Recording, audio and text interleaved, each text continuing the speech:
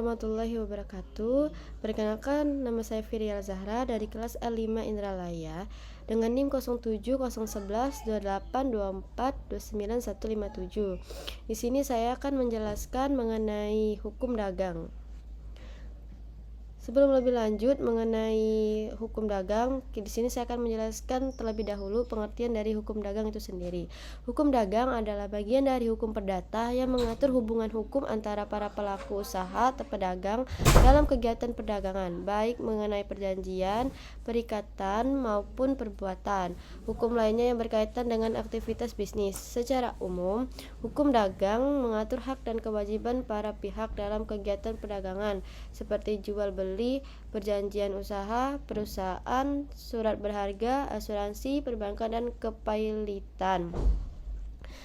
Selanjutnya, hukum dagang menurut para ahli, yaitu menurut Wirjono Projodikoro, hukum dagang adalah hukum yang mengatur hubungan hukum antara manusia dan badan hukum dalam bidang perdagangan.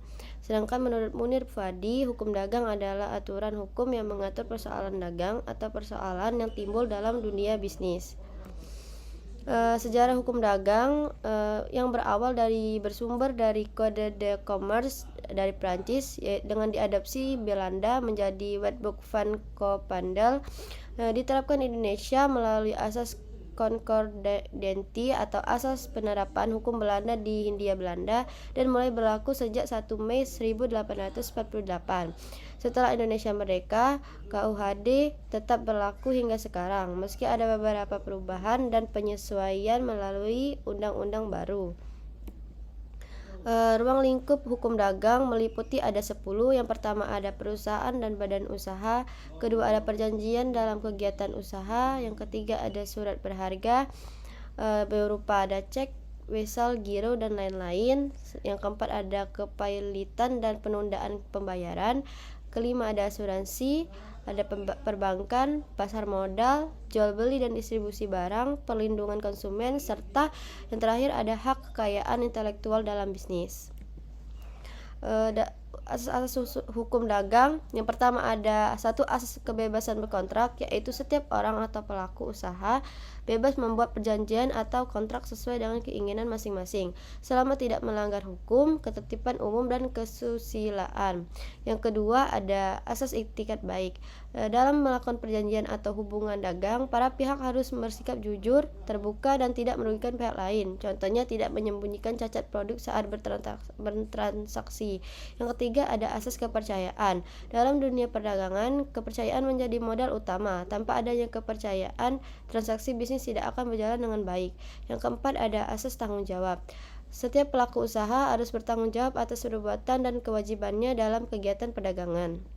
Selanjutnya ada yang kelima ada asas keadilan. Dalam kegiatan dagang, semua pihak harus diperlakukan adil dan tidak berat sebelah, baik dalam isi kontrak maupun penyelesaian sengketa. Contohnya isi perjanjian tidak boleh hanya menguntungkan satu pihak saja. Yang terakhir ada asas perlindungan hukum.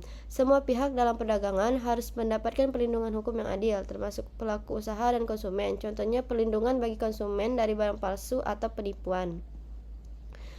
Contoh hukum dagang di sini saya akan membahas soal komisi. Hukum dagang komisi adalah bagian dari hukum perniagaan yang mengatur hubungan hukum antara pemberi komisi atau komiten dan penerima komisi, komisioner, di mana komisioner melakukan hubungan perbuatan hukum atau transaksi dagang atas nama dan untuk kepentingan komitmen dengan imbalan berupa komisi.